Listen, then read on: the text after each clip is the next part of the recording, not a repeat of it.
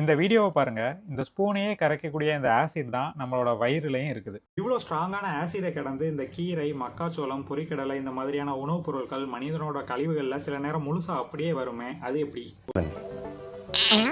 ஒரு இரும்பையே கரைக்கக்கூடிய அந்த ஆசிட் நம்மளோட வயிறை எப்படி பாதிக்காம இருக்குது? இதுக்கு என்ன காரணம்? இதுக்கு பின்னாடி இருக்கக்கூடிய அறிவியல் என்ன? அதை தான் இந்த வீடியோவில் பார்த்து தெரிஞ்சுக்கிட போகிறோம். வாங்க.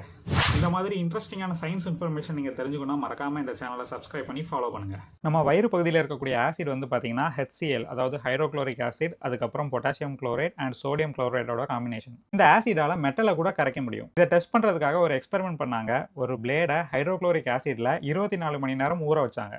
24 மணி நேரம் கழிச்சு வெறும் 47% தான் அது கரைஞ்சிருந்தது. இந்த ஆசிடால மெட்டலை கரைக்க முடியும் தான், ஆனால் அதுக்கு ரொம்ப டைம் தேவை. நம்ம சாப்பிட்ற உணவுகள் நம்மளோட வயிறில் வெறும் 30 நிமிஷத்துலேருந்து 120 நிமிஷம் வரைக்கும் தான் இருக்கும்.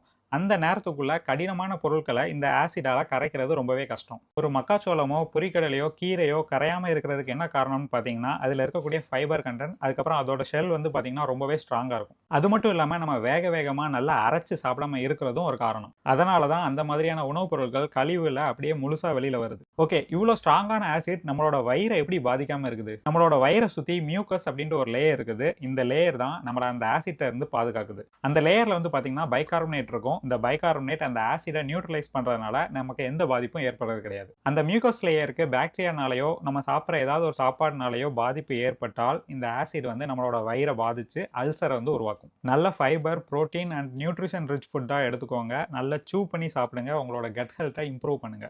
இந்த வீடியோ உங்களுக்கு பிடிச்சிருந்ததுன்னா லைக் பண்ணுங்க, மறக்காம சேனலை ஃபாலோ பண்ணுங்க.